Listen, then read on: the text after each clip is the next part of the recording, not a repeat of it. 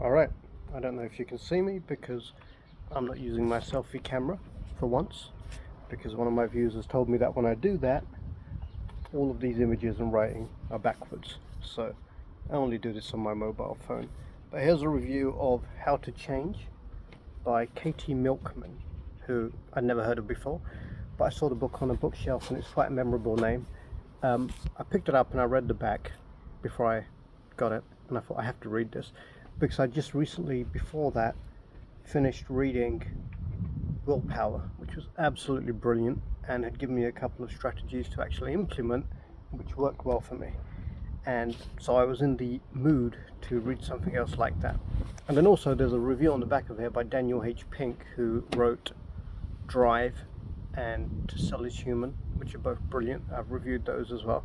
So I'll read you the back first. Award-winning Wharton professor Katy Milkman, one of the world's finest behavioral scientists, sets out proven strategies for mastering positive change and habits in this fascinating book. Singling out the common barriers to change, including impulsivity, procrastination and forgetfulness. Suffer from all of those. Milkman explains why human nature frequently interferes with the best of intentions and how adopting tailored, evidence-based strategies is key to affecting lasting positive behaviors. Whether you're looking for a fresh start yourself or are a manager, coach or teacher supporting others, Milkman's compelling blueprint for change will help you achieve even the toughest of personal and professional goals faster and more efficiently than you can imagine. Well, I'm all up for something like that, right? On the front, a must-read by Charles Duhigg, Game-Changing by Angela Duckworth, Engrossing by Adam Grant, The Science of Getting to Where You Want to Be. This book is actually really, really good. Brilliant. As good as Willpower. I love Willpower. But here's the thing with Willpower. I tried these strategies. For example, the task or nothing strategy, where you set yourself a timer and during a set amount of time, for me it's 25 minutes, you only do the task at hand. You're not allowed to do anything else. You're not allowed to look at your phone, nothing. You very quickly just get on with it and you focus. It's like the world before smartphones or crackberries, okay? Because they're addictive. So I found that strategy really useful, and there are some others in there as well. But after about 10 days, I stopped doing them. And in fact, I became even less effective than I had been when I sought out the book Willpower. You know, I was just being lazy. The way I see it, you have your job, your 9 to 5, and nowadays you have to have a job 9 to 5 just to survive. But if you ever want to do anything more than survive, generally you need to do stuff outside of 9 to 5, right? I'd got to the point where for the first time in my life I was coming home, I just sitting on the sofa literally staring into space, because I think that's less of a waste of time than watching TV, right? And I thought, what the hell is wrong with me? So I got this book, Change, and it starts out with a story about Andre Agassi. And the point that the story about Andre Agassi makes is there are strategies that work, but everybody's different. So strategies need to be tweaked to work for individuals. I thought, oh, I like this. This is good, right? And then I read a lot of it and I thought, I've heard this before. But this is the thing, right? If something works, the more people who are qualified, and by qualified I mean statisticians, people who actually study change, lasting change, who run good scientific studies on it, the more of those people who tell you it works, then the truer it's got to be, right? Truth is just consensus backed up by science, the way I see it, okay? And then I thought to myself, okay, but if all this works, if all these great strategies work, I'll tell you about some of those, then why is it that I can be good for maybe 10 days, as I was, and I just go back into my stupid old ways? I become the kind of person I never wanted to be. The person I hate, the bum who comes home and just does nothing, who gives up on ever having better things or being happier or being better in any way that matters to you, whether that's more morally good like Benjamin Franklin wanted to be, or anything like that. And then there's a section in the back of this book that answered that question. I thought, this is so good, which is Katy Milkman and one of her friends had done a study on how to get people to exercise more, and it was a 4-week study and it was really effective, and everything they pretty much thought would be the case was backed up based on their previous research. They had their ideas. There's a very good video I watched recently where somebody says, people often ask me, and this is a guy who'd run lots of huge large-scale experiments back in the 70s and 80s on exercise, same as Katy Milkman was doing in this case. And he says, people often ask me what I expect to prove with my experiment. And he says, well, in some ways that's a stupid question, because if I'm just looking, if I know what I'm expecting, then it's not an experiment, it's a demonstration, right? The idea of an experiment is to find things out, and then when those experiments are repeated again and again, that's when these things become truth. Consensus repetition backed up by numbers and science. So anyway, she's done this study and the effects are good, but after a little while everybody just stops exercising. She's, oh man, what a failure, it sucks. And so she speaks to a friend of hers who studied with her and is now a leading economist somewhere, or no, is a leading MD, medical doctor in the States, and an economist, and a leading economist. And she said, I just don't get it. And he says, obviously I'm paraphrasing here, I wasn't there, I've just read it from here and I'm doing it from memory. And he says, well, what do you expect? If you've got a chronic illness, you don't just take pills for 4 weeks and it goes away. You have to manage that chronic illness for the rest of your life. And to me, that was just, oh my God. Why? Now, this is my example. I don't want to upset anyone here, but if I do, well, then you're too sensitive, right? Why am I a bum who doesn't achieve his goals and thinks he is crap? Because that's a chronic illness. And so taking my medicine or doing what needs to be done for 4 weeks or 1 day isn't going to change anything. The illness doesn't go away. You're constantly working with it. I was going to say battling against it, but that's a bit too belligerent. So yeah, for me that was a game, not a game changer. I don't like that phrase. It was an eye-opener. Some of the strategies in here that I thought were really good. One is called pleasure bundling. So the author had difficulties exercising regularly when she went to college, and instead of and she had difficulties doing all of her work that was assigned to her. So she wanted to fit in workouts, she was failing.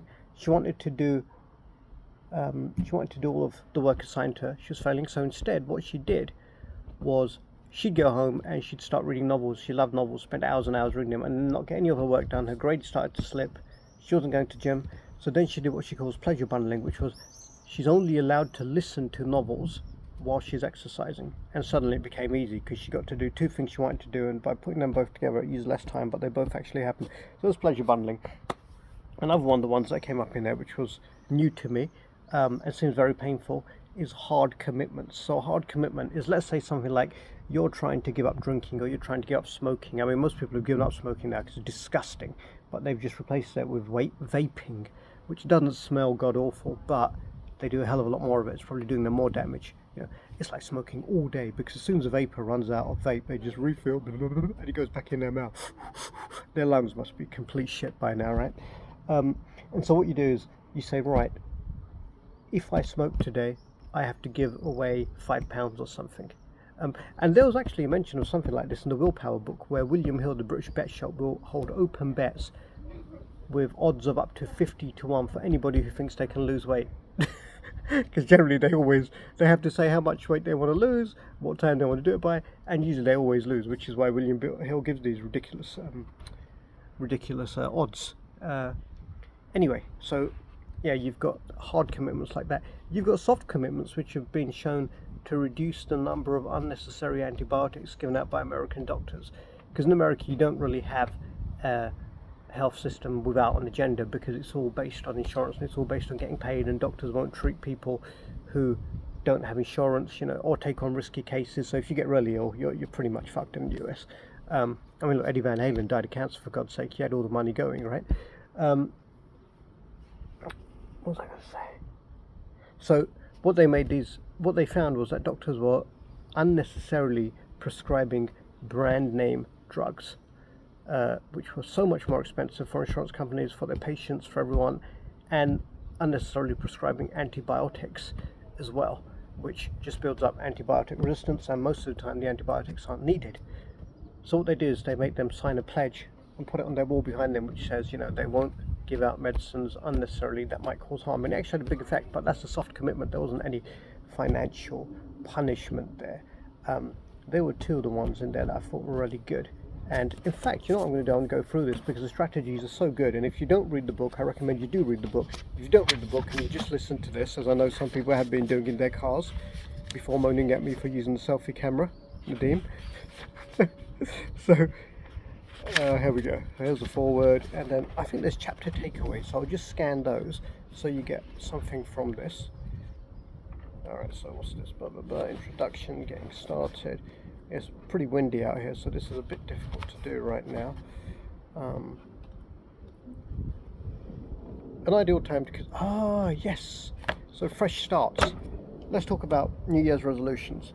You know, the newspapers and the media love to go on about how New Year's resolutions never work and everybody's given up by February. But millions of people make New Year's resolutions. So the question is, why do they make New Year's resolutions? And the statistic they don't tell you is that actually between 20 and 30% of people who make New Year's resolutions succeed, which is massive.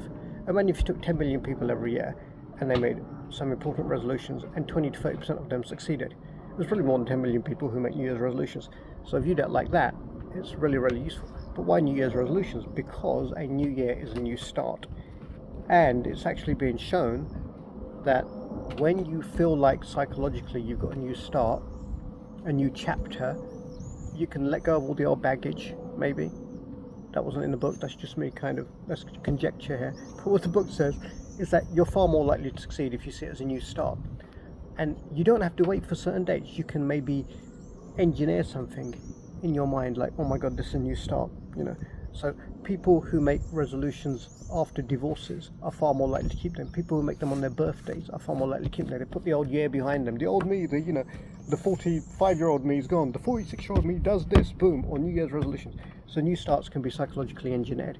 You look for them around you. You know, oh, it's the first day of spring. Oh, my oldest child is now a teenager. I'm responsible for a teenager. I have to do this. You get the picture, right? So it's worth looking through these because they'll give me some more information to share with you. I do hope this is actually being captured because I'm not doing it on selfie camera, so I can't see. It's procrastination. Everyone procrastinates. So what was the end of this chapter? Present bias. Okay, right. So present bias is the idea that the future us will do it. You know, oh, you know, one day I'll be able to diet.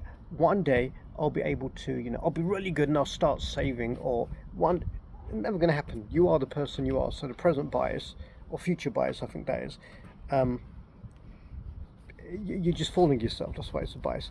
So this is where it goes on about the cash commitments. Yeah, where, all right, here's a £5. I get out £5 every day, and if I don't do what I'm meant to do, I give it to a charity I don't like. There's no point saying I go and spend it on ice cream because then you won't do the task, right? It's going to be painful.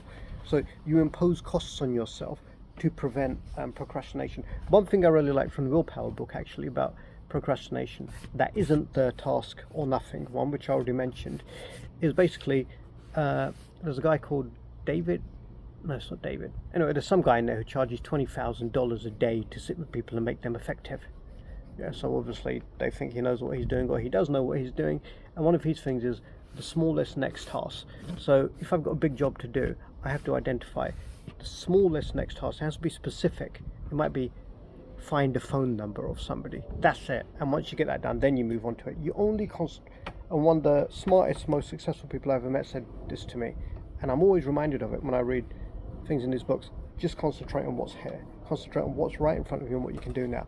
Okay, and the next chapter was forgetfulness. I feel this is getting a bit too long, so I'm just going to go through the chapters.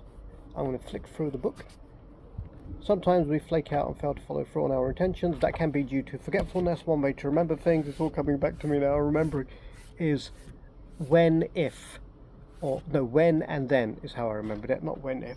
So, let's say if my wife says to me, oh, in the morning when you wake up, can you remind me I need to do this? So if she says it's something like, remind me I need to take my blue bag into work because it's got some papers in it. So in my head, I'll just say, I'll picture the blue bag, and then the blue bag in my head is logged as when I see the blue bag, I have to remind her to do this. It's very simple, but it does work. I've used it quite a lot since reading the book, and I finished it a couple of days ago. Oh, look, the nuggets you're getting from me today. Elastic habits. If you have, for example, a week, and in that week you're meant to work out twice, but you don't strictly fix the days and the times, you're more likely to do it. Because if you strictly fix the days and the times, then you get a what the hell effect. Oh, I was meant to work out at 8 and it's 8:30 now. Oh, what the hell, forget it. Whereas if you gave yourself a bit of elasticity, oh, I was meant to work out twice this week. It's Thursday and I haven't worked out all, but I could fit one in on Friday morning and one in on Sunday. You're more likely for the habit to last. All right. I hope you enjoyed that, and there's a lot more in this book, and I think it's really, really good. Is there anything other? Oh, here we go. I'll read you some more reviews. So, Eric Schmidt, whoever that is, if you want to master tailored science-based strategies for overcoming obstacles, read this engaging book. Arianna Huffington, what a name. Smart, pioneering, and packed with the biggest breakthroughs of our decade. Whoa, that's heavy, but yeah, pretty much. Carol Dweck, she's the woman who wrote Mindfulness, right? Yeah, Carol Dweck. What makes personal change happen and stick? Milkman uses the latest science to give us answers. Charles Schwab, an invaluable guide to succeed, packed with insights that can help you achieve your financial and life goals. Yeah, look, it's really good. It's 10 out of 10.